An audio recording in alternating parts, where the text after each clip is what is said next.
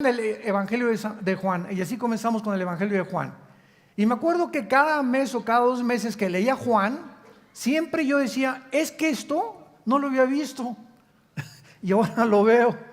Y pasaron 4 o 5 meses y volví a leer el capítulo 1 y volví otra vez a descubrir, es que este versículo ya lo leí, pero ahorita como que le entiendo más todavía. Y así es la palabra de Dios. Es maravillosa la Biblia. Cada vez que recurrimos a ella descubrimos cosas que creíamos que habíamos visto o leído, pero no habíamos enfocado claramente el entendimiento ni la sabiduría de Dios detrás de todas las cosas que Dios nos enseña en su palabra. El libro de Apocalipsis fue escrito 90 años después del primer siglo, o durante los primeros 90 años del primer siglo, por el apóstol Juan, cuando él se encontraba exiliado en la isla de Patmos, que es una isla que se encuentra geográficamente junto a Grecia, junto al mar Egeo. Cuando vayan ustedes a visitar Grecia o Italia en algún viaje, o a Israel, vayan ustedes a la isla de Éfeso, y ahí está todavía la tumba donde se supone que murió Juan y donde recibió esta visión de Dios. Y este libro del Apocalipsis, en el versículo 19 del capítulo 1, vemos que el Espíritu Santo lo divide de 3 maneras. El Apocalipsis está dividido de 3 maneras. Y le dice Cristo a Juan: escribe las cosas que has visto, tiempo presente, que se encuentran en el capítulo 1. Escribe las cosas que son, o sea, las iglesias, capítulo 2 y capítulo 3, que es lo que vamos a comenzar a estudiar profundamente esta mañana.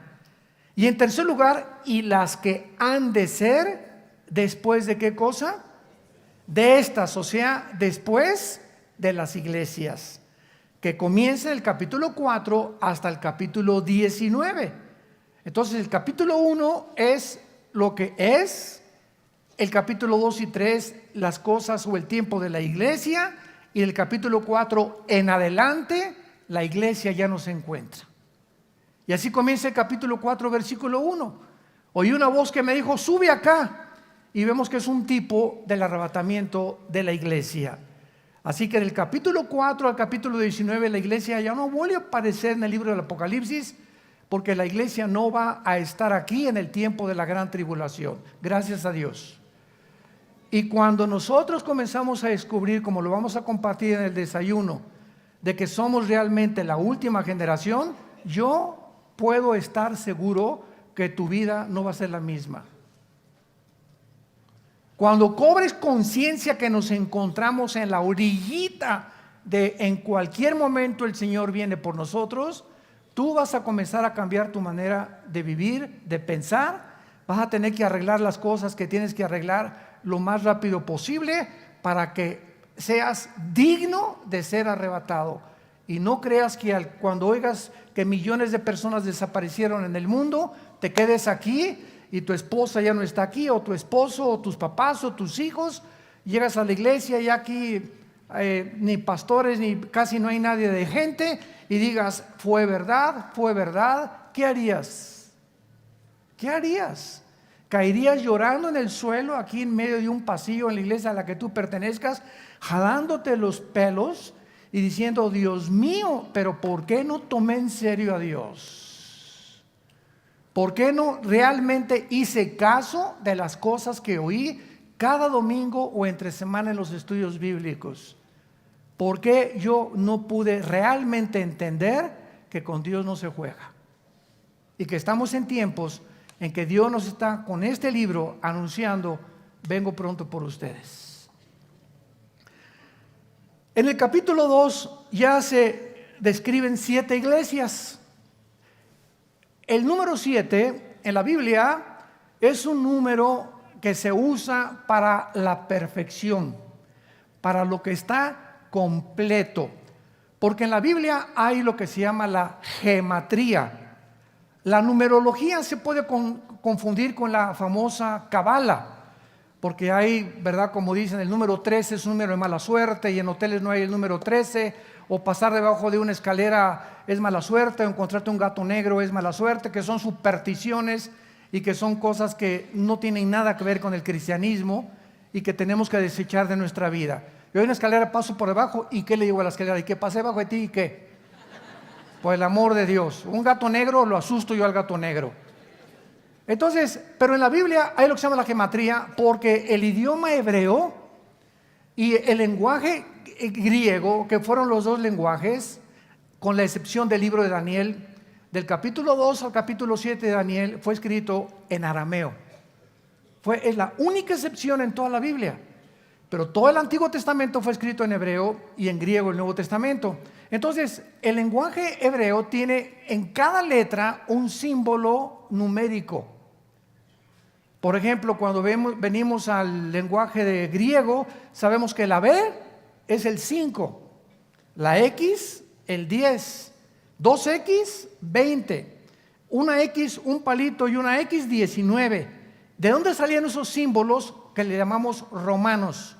Precisamente del griego koiné, que fue la cultura helénica que absorbió completamente toda la cultura que había en el Medio Oriente. Los romanos la absorbieron también y comenzaron a desarrollar el griego como uno de los lenguajes que establecieron el mundo romano hace aproximadamente 20 siglos.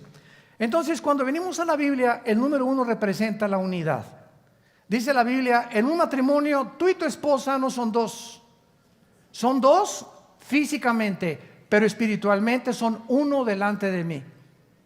Dice Cristo en Juan 17, para que todos seamos uno. ¿Pero cómo? Hoy somos miles o millones de cristianos. A los ojos de Dios, la iglesia es una. Visiblemente somos muchas, pero una es la iglesia universal. Entonces hay la iglesia universal invisible, que es la verdadera, y la iglesia visible, que es la que está en todas las iglesias del mundo entero, mezclada con cazacuatas, coralillos, cascabeles, lobos, alacranes. La iglesia visible, donde tú y yo estamos ahorita en esta mañana, estamos mezclados aquí. No todos los que estamos aquí somos cristianos, ni todos los que estamos aquí en esta mañana y en cualquier iglesia del mundo no es una iglesia pura. Siempre la iglesia visible crecerá mezclada con la cizaña.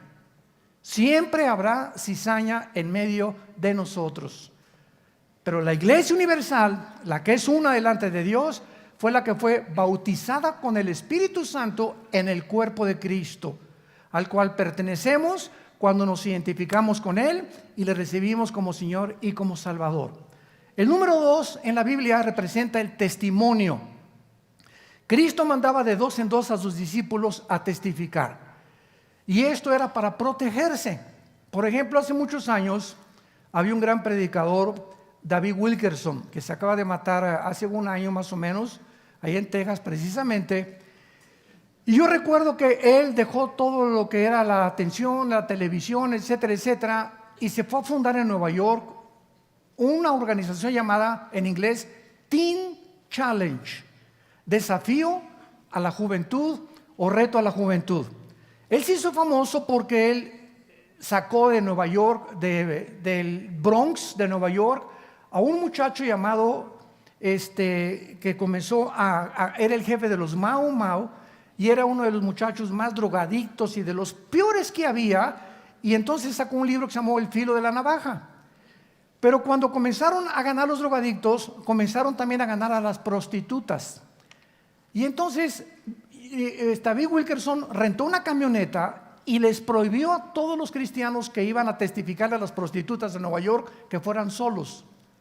Entonces, ¿por qué? Porque si iba un cristiano solo a hablar con una prostituta, la carne, aguas, cuidado, no te confíes.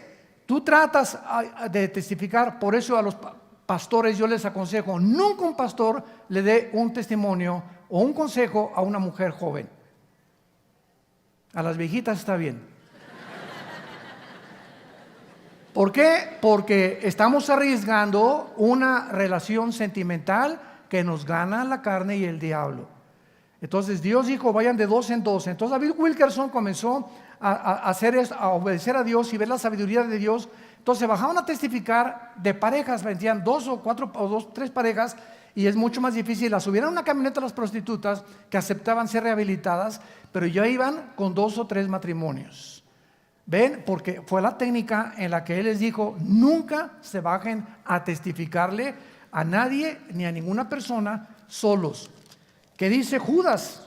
Antes del Apocalipsis está el libro de Judas, y dice la Biblia en el versículo 23: a otros salven arrebatándolos del fuego, de otros tengan misericordia con amor, aborreciendo aún la ropa contaminada por su carne. O sea, dice la Biblia: no te acerques a cualquier persona a hablarle de Cristo si tú no estás bien fuerte en el Señor. Principalmente a los que son drogadictos o homosexuales o lesbianas o prostitutas, ¿verdad? ¿Por qué? Porque necesitas mucha fuerza interior, y si lo haces, trae un compañero o a tu esposa o alguien contigo. No confiemos en nuestra carne, como dice Filipenses capítulo 3. El número 3 en la Biblia significa la Trinidad: el Padre, el Hijo y el Espíritu Santo. Por eso Apocalipsis termina Satanás tratando de imitar la Trinidad. Acuérdense que en Isaías 14, del 12 al 14, Satanás dijo: quiero ser como Dios, alcanzar el trono de Dios. ¿Y cuál es el número de Satanás? El 6, 3, la Trinidad. Y el 6, ¿a quién le pertenece? Al ser humano, porque en el sexto día fuimos creados. Entonces, cuando la Biblia dice que el número del anticristo va a ser el 666, vemos el número del hombre elevado a Dios. ¿Me están siguiendo? El hombre elevado a Dios, que fue la mentira que le dijo Satanás a Eva: serás como Dios, serán como dioses. El número 5 es el número de la gracia. Es el número de la gracia, el número 5.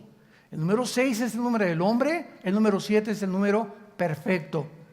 Ahora vean esto con cuidado. El número 6 en la Biblia es el número del ser humano.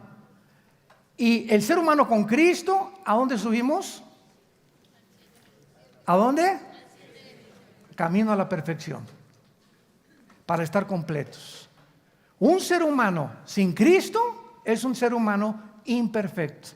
Es un ser humano que no conoce las cosas de Dios, no está consciente del mundo espiritual. Lo único que ve en el mundo es sexo, placeres, dinero, poder, popularidad. Es lo único que llena su mente, y se muere a los 50, 60, 70 años de edad. Nunca conoció la luz. Nunca supo qué era la razón por la cual él había nacido. Nunca va a poder realmente. Nació en tinieblas, vivió en tinieblas y morirá en tinieblas. Entonces, qué interesante que aquí en Apocalipsis encontramos en el capítulo 1, que dice la Biblia, hablando de los candeleros, versículo 13 del capítulo 1: vi en medio de los 7 candeleros, 7 candeleros. Apocalipsis 1:13. A uno semejante al Hijo del Hombre. Cuando Juan se aparece de repente enfrente de Jesús, Jesús se encuentra detrás de 7 candeleros. 1, 2, 3, 4, 5, 6, 7 candeleros. Y Jesús en medio de los 7 candeleros.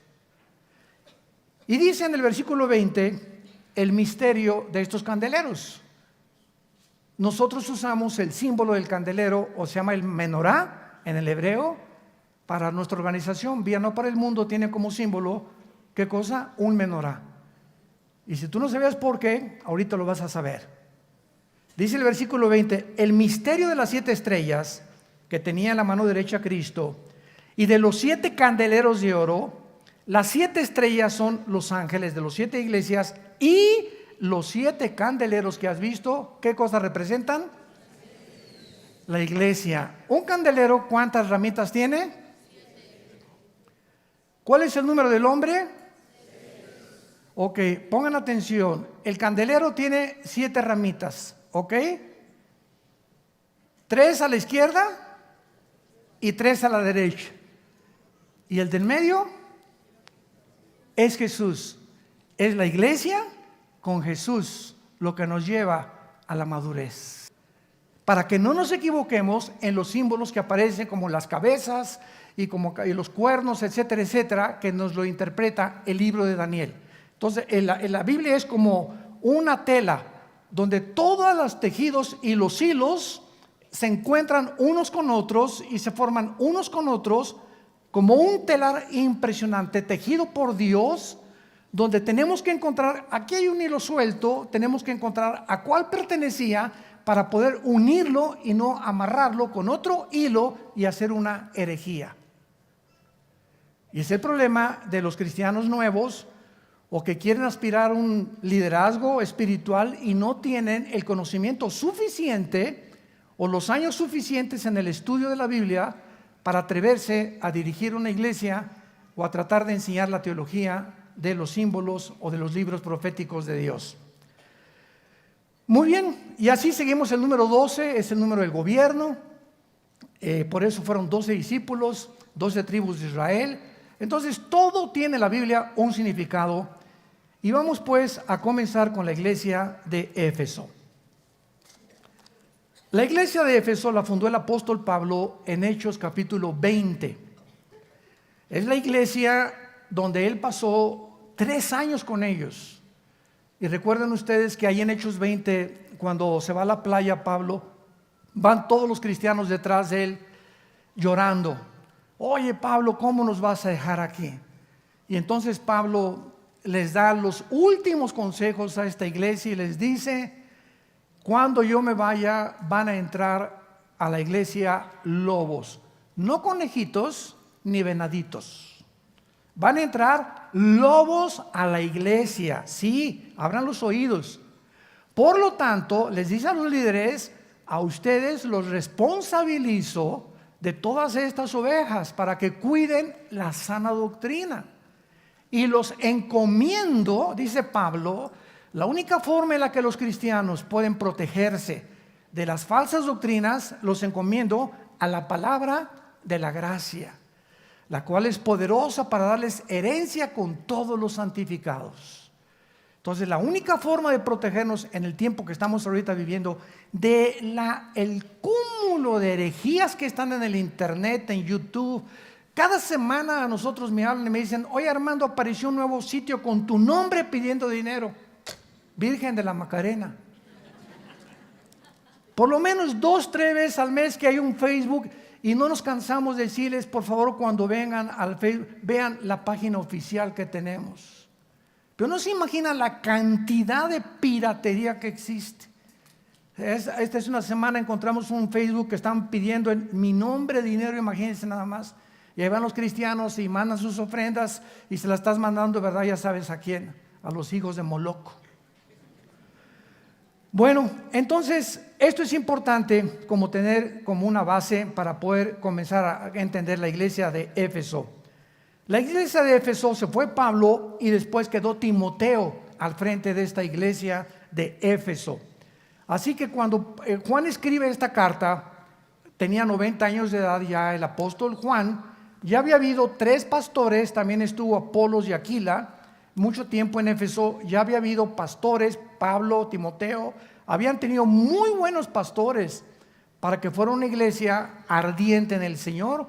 Pero vamos a descubrir en esta iglesia, que es la primera que nos describe el Espíritu Santo, verdades profundísimas que nos hablan de cómo es realmente el servicio a Dios. Porque de las 7 iglesias que se mencionan en el capítulo 2 y 3 de Apocalipsis, 5 son llamadas a que se arrepientan. 5 iglesias de las 7, Dios les dice: arrepiéntanse. La pregunta es: ¿por qué? ¿Cómo que arrepiéntanse? ¿Qué tan mal estaban?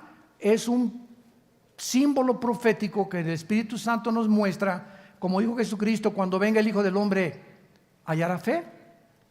¿Cómo es la condición de la iglesia cuando venga Jesucristo? Exactamente como lo vamos a ver en la última iglesia, que es la de Laodicea, que es la iglesia mundana, herética y llena de barbaridades. Escribe el ángel en la iglesia de Éfeso, capítulo 2 de Apocalipsis, versículo 1. El que tiene las 7 estrellas en su diestra, el que anda en medio de los 7 candeleros dice esto. Vamos a comenzar rápidamente. Cuando hablamos que la carta se les manda a ángeles, no son a ángeles espirituales, porque ¿cómo lo sabemos que este ángel no es un ángel, sino es un líder de la iglesia?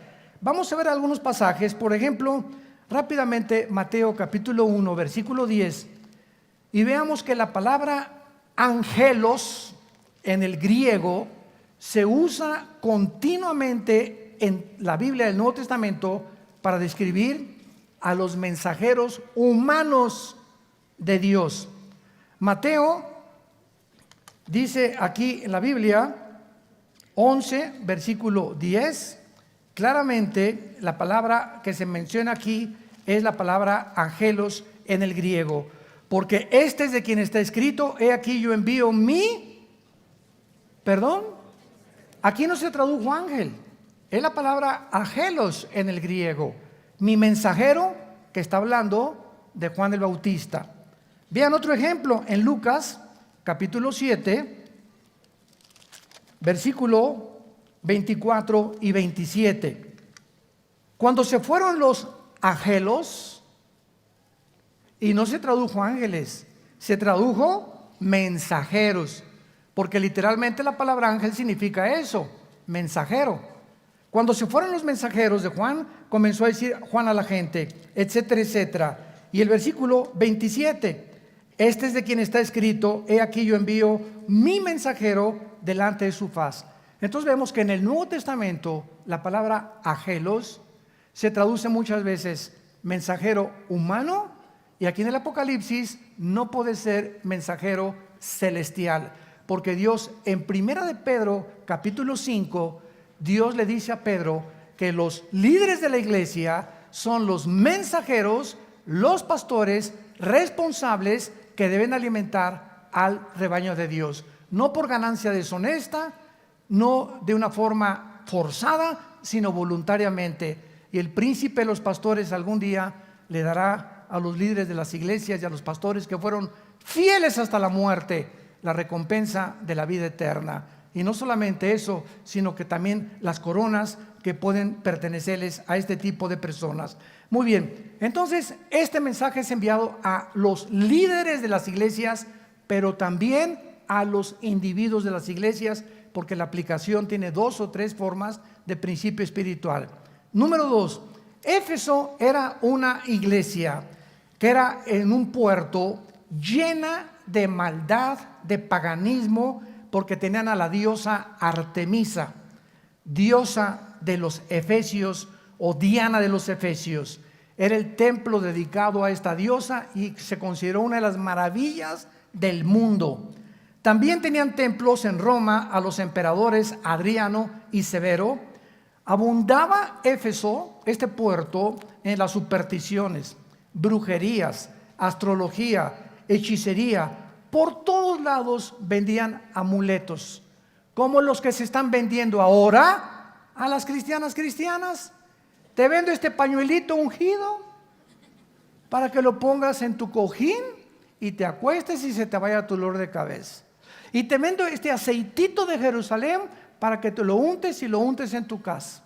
El aceite con el que cocina mi esposa está igual de ungido que ese que me están vendiendo. Por el amor de Dios, son amuletos.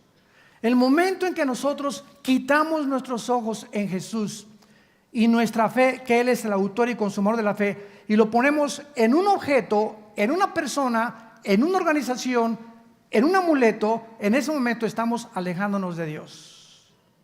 Estamos apostatando. Porque nuestra fe no está en un amuleto. Si yo tengo un amuleto, si tengo ese aceite, mi fe, mi confianza está en el Dios todopoderoso que habita dentro de mí y con el cual tengo comunión todos los días. De otra forma, nos comenzamos a alejar completamente del Señor. Y vengan a esta iglesia que está cayendo polvito de oro del techo. Dios mío santo, Jesús, María y José y el burrito que los acompaña. Y de repente pues se descubrió que uno de los ahí pusieron los ventiladores. ¿Cómo se llama esa brillantina? ¿Cómo se llama la lambrina? ¿Cómo se llama? diamantina. Hágame el favor nada más. Como yo le dije una vez a un hermano, mira que el polvito que cayó en la iglesia, con cualquier joyero llévaselo cabeza de... Que él te diga si es diamantina o si es oro, por el amor de Dios. Es que el hermano le soldó con una cosa de oro Dios y le tapó la muela de oro. ¿Y por qué no le puso una nueva? Dios no trabaja así. Dios trabaja completo en todo lo que Él hace. Entonces estamos en un tiempo, hermanos, en el que de veras, como les dije al principio, tenemos que ya levantar los ojos y tomar en serio a Dios y tomar en cuenta su palabra. Entonces, esta iglesia estaba edificada en un puerto, como lo acabamos de ver, donde a Pablo lo apedrearon. Vayan ustedes a Hechos capítulo 20, porque comenzó a perjudicar el negocio de la venta de amuletos. Y casi lo matan a pedradas, si no es que lo rescatan de Éfeso. Ahora, muy bien, observamos varias cosas en el versículo 1. Dice Jesucristo y se identifica como el que tiene las estrellas en su diestra. Los líderes de las iglesias no son colocados por institutos bíblicos ni por seminarios teológicos. Los líderes de las iglesias son llamados y son escogidos por Dios. Yo no estoy diciendo que no te prepares, porque un seminario teológico no se debe preparar e instituto bíblico. Y es lo mismo que meterme a estudiar ingeniería, pero yo no tengo la vocación para ser ingeniero, ni el talento para ser arquitecto. No se me da el dibujo. No te metas de arquitecto si no se te da el dibujo. Porque un arquitecto tiene que saber dibujar y tiene que gustar el dibujo y tiene que tener el talento para dibujar. Otro hijo ama la música y tiene un oído impresionante para la música y ya toca la guitarra, ese muchacho está llamado para la música, que algún día puede entrar a un conservatorio y poder seguir esa carrera, el talento que Dios nos ha dado. Entonces, si yo tengo la capacidad para el dibujo y puedo ser arquitecto, pero él me dice, es que de doctor vas a ganar más. Y entonces mis talentos que Dios natural me dio, los dejo por el dinero o por el consejo de personas que no saben lo que tiene Dios en mi llamado. Por eso los padres nunca nos atrevamos a forzar a nuestros hijos. Tú tienes que ser doctor como yo soy doctor. Tú tienes que ser chofer como yo soy chofer. Y escoge la carrera de arquitectura o de abogado porque yo también soy abogado. Espérame tantito, no todos somos iguales.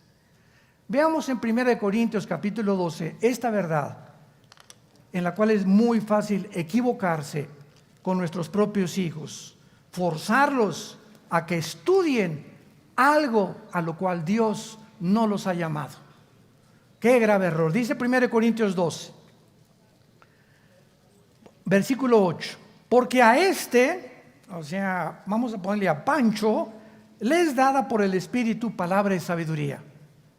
A otro, a Carlos, palabra de conocimiento de ciencia según el mismo Espíritu.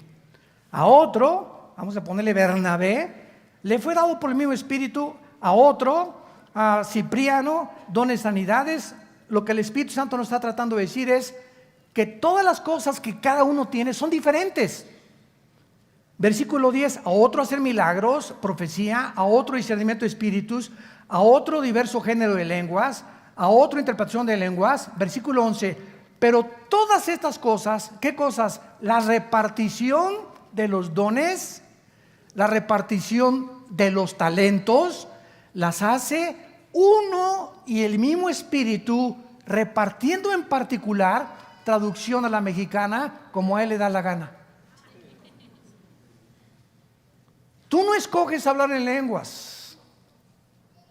No te atrevas a ponerle a alguien en la mano, porque en el libro de los Hechos pasó que es un libro narrativo que narra la transición entre el judaísmo y el cristianismo, que tenía que haber estas señales, porque en el Nuevo Testamento se explica qué pasó en el libro de los Hechos. Voy a ponerte las manos. ¿Sabes una cosa? Si Dios no me dio lenguas, aunque hable y trate de hacer lo que lo quieras, no es para mí ese don. Dios te lo dio a ti, guárdalo para ti. No trates de imponer a otros lo que Dios te dio a ti, porque todos somos diferentes delante de Dios.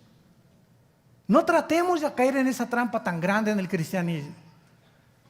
Yo hace 25, 30 años me acuerdo cuando llegaba a iglesias, pásenle aquí los que quieran hablar en lenguas. Oye, espérame tantito, si no eres el Espíritu Santo. Hágame el favor nada más.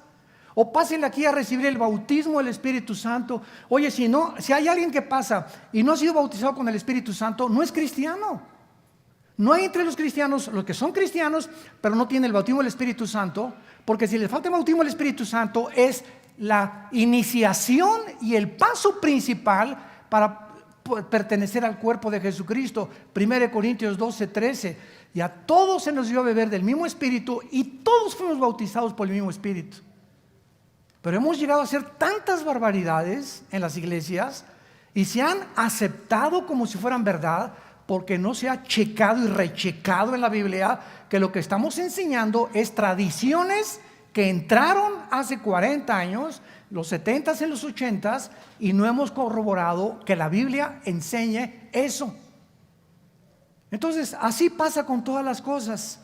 Regresamos a Apocalipsis, y cuando Jesús dice que Él tiene las estrellas en su diestra, el hecho que tú hayas entrado a estudiar para ser pastor o seminario teológico no significa realmente que tú hayas sido llamado al pastorado. Ahora bien, y lo voy a decir con mucha sinceridad, no tengo por qué mentirles a ustedes. Nosotros en Vida Nueva hemos tenido 3 o 4 pastores que los hemos involucrado en el llamado al pastorado y no habían sido llamados. Y los que no son llamados, tarde o temprano se salen. Muchos son llamados, pero pocos escogidos. Entonces hay muchos llamados. No, yo quiero ser esto, yo quiero ser doctor, y ya que me doy cuenta que no sirve para doctor. Quise estudiar para contaduría, pero me doy cuenta que mis talentos no son, y pues voy a tener que dejar 2 años de universidad para meterme a lo que realmente me gusta a mí, y perdiste 2 años. Así es en el mundo espiritual. Se dan cuenta, a los 2, 3 años, no es que no tengo el llamado de pastor, no, pero entré por lo que tú hayas sido. Nosotros somos hombres y nos equivocamos, y muchas veces llamamos a alguien que no ha sido real. Ahora, desde luego que cada vez subimos más y más y más las vallas de protección, ¿verdad? Mientras más pasa el tiempo, más requisitos exigimos para eso, pero de algo estamos seguros, que una persona que no ha sido llamada y nosotros nos equivocamos, Dios tarde o temprano lo saca del ministerio, por lo que sea. Pero no puede durar. Los que son llamados por Dios permanecen con el Señor en el ministerio. Y esto es algo que tenemos que aprender. Jesús tiene a los líderes en la mano. ¿Qué significa esto? Que Jesús ve y conoce a los que han sido llamados y los va a sostener porque estamos en su mano. Y si Él te puso donde tú estás, no hay ningún poder del infierno ni de demonios que te pueda quitar. Nunca tengas celos de nadie. Nunca te sientas con envidia de nadie. Porque cuando Dios te llama a ser un músico, a ser un predicador, a hacer esto y el otro, siempre Él te va a sostener porque Él te llamó. Y llega el momento en que todos nosotros tenemos que recordar a Juan el Bautista. Juan el Bautista comenzó a ser la estrella, los reflectores en él, y miles se juntaban a su alrededor, y de repente sale Jesús. Y Juan el Bautista se da cuenta que él simplemente había sido llamado para preparar el camino de Jesús.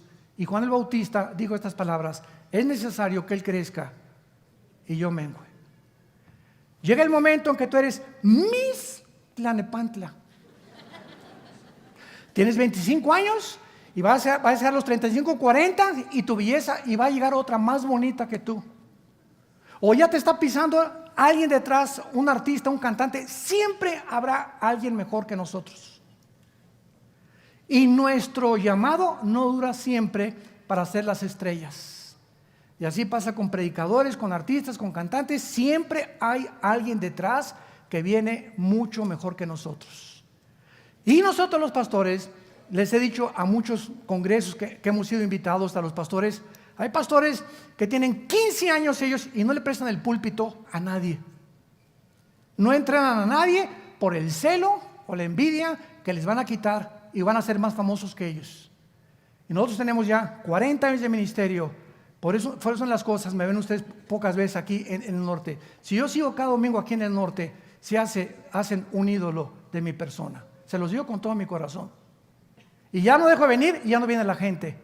Y ahora tenemos infinidad de pastores y lo estamos empujando a los jóvenes. ¿Para qué? Yo ya no soy necesario. Yo vengo de vez en cuando. Soy pastor de mis pastores ahora, pero hay muchos mejores predicadores ahorita que nosotros mismos. Y tenemos que dejarles el lugar a ellos, porque vienen con más fuerza, con más energía, con más poder, con más visión muchas veces que nosotros mismos, que ya tenemos mucho tiempo en el ministerio. Aunque la sabiduría se las podemos impartir a ellos desde luego. Pero nunca nos sentemos como yo soy aquel.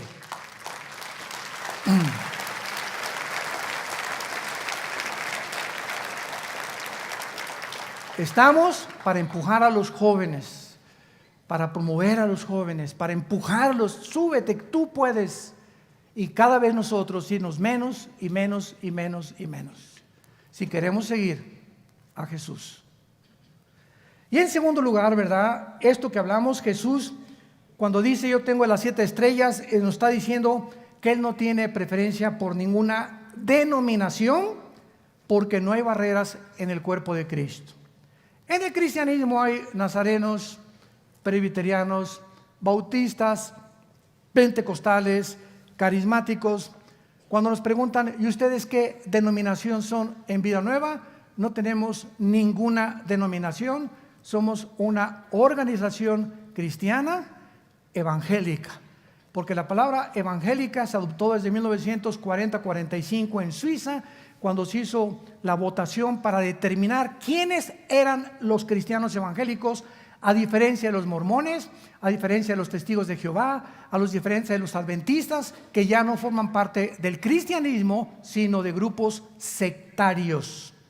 ¿Por qué se llaman sectarios? Porque estos grupos que acabo de mencionar no creen que Jesús es Dios, creen que la salvación es por las obras, los cuales los hace inmediatamente apartados del evangelio puro de la gracia de Jesucristo. En el libro de Gálatas 1, capítulo 1, versículos 6 al 8, cualquiera que predique otro evangelio que no sea este, no es el evangelio que Cristo nos enseñó. Entonces no importa si es presbiteriano, es mi hermano, nazareno es mi hermano, amistad cristiana eres mi hermano, bautista eres mi hermano.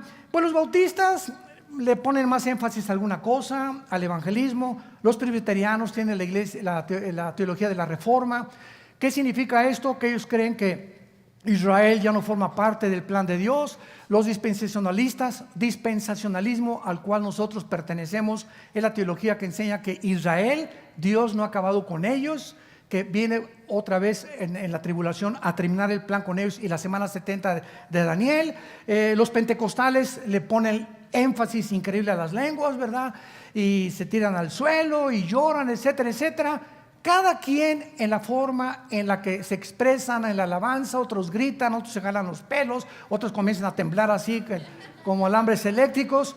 Hay muchas formas de expresarnos de unas cosas, pero lo que no hay que olvidar es que todos ellos son nuestros hermanos. Nunca, nunca hablar ni creernos nosotros superiores a nadie, porque no lo somos. Estamos en Cristo. Entonces, mi hermano pentecostal los amo y me invitan a predicar y no me meto mucho en lo que ellos no quieren que yo predique. Voy con el bautista, ¿verdad? Con el presbiteriano, y somos hermanos ante todo el amor. Tú puedes ser un gran teólogo y ser un fariseo, porque cuando hay un conocimiento sin amor, envanece. El amor edifica. Y Dios anhela que seamos uno. No importa el nombre que tengamos, mientras creamos que la salvación es por la gracia y no por las obras, por la sangre de Cristo, que Él resucitó, que viene pronto, eres mi hermano. El título que tú te pongas en la botella no me importa. Dios ve el contenido de la botella, no la etiqueta. Así que cuando venga Cristo no va a decir, los tatuados a un lado, los que no se tatuaron, vénganse conmigo. Si dice bautista, no te los vais a llevar, ¿eh? Presbiteriano no, eso es peor. No, cuando venga Cristo no va a haber ningún título, va a venir por lo que tenemos dentro, el Espíritu Santo. Y si tienes al Espíritu Santo, llámate como te llames, eres mi hermano en Cristo, te necesito, tú me necesitas a mí, y necesitamos caminar juntos de la mano, siempre prevaleciendo el amor, el compañerismo y la fidelidad de unos con otros, para que seamos llamados hijos e hijas del Dios Altísimo. Amén. A continuación vemos también lo más importante de este mensaje. Versículo 2, yo conozco tus obras. O sea, Jesús conoce desde hoy en la mañana cuántos cafés te tomaste, qué música escuchaste, qué hiciste después de lavarte los dientes. Nos conoce, lee el Salmo 139, pero como haz de cuenta que estamos monitoreados las 24 horas, Dios sabe todo lo que pensamos, dijimos e hacemos todos los días de nuestra vida.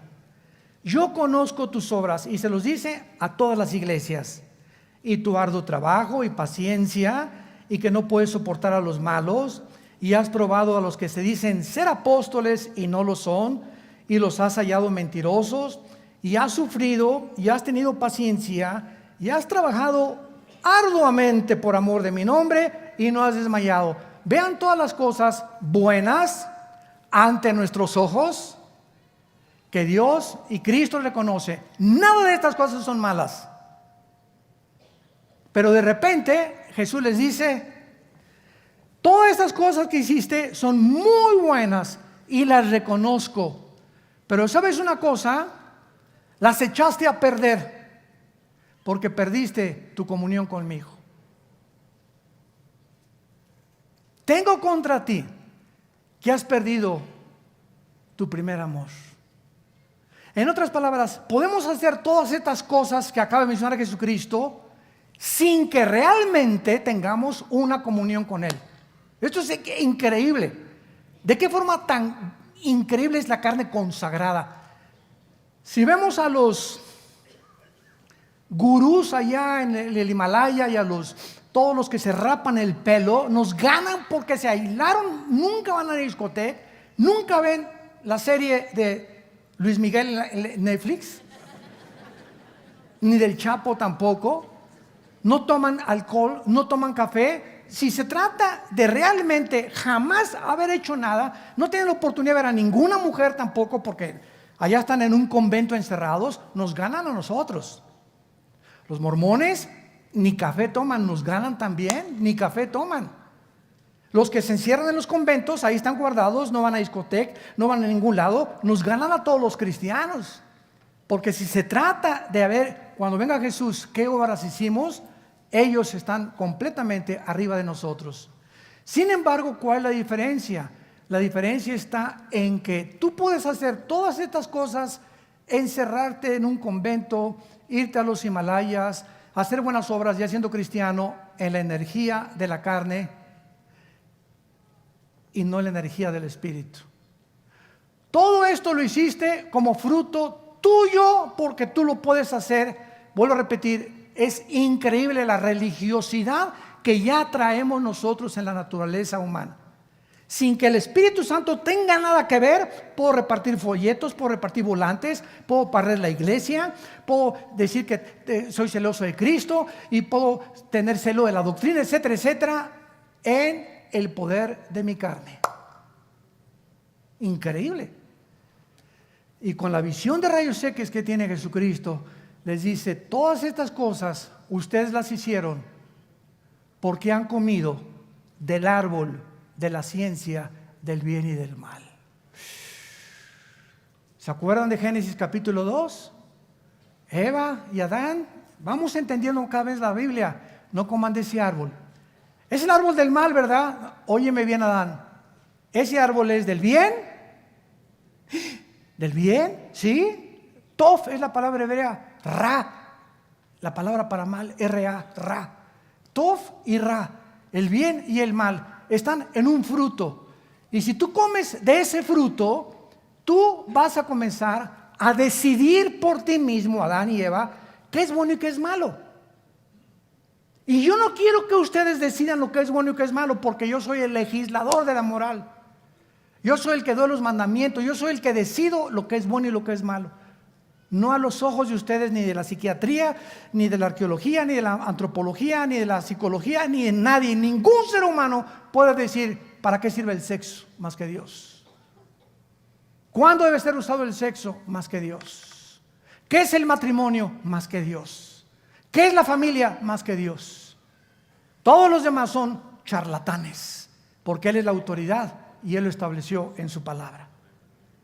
Entonces, cuando tú haces muchas cosas buenas o son buenas, se echan a perder porque el fruto dentro de ti no era tu amor con Cristo todos los días.